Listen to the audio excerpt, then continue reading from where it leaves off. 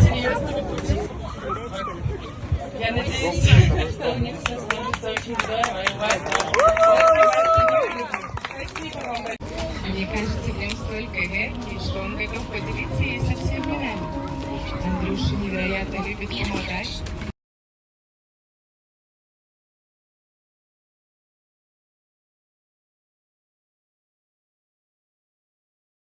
Ну-ка все вместе,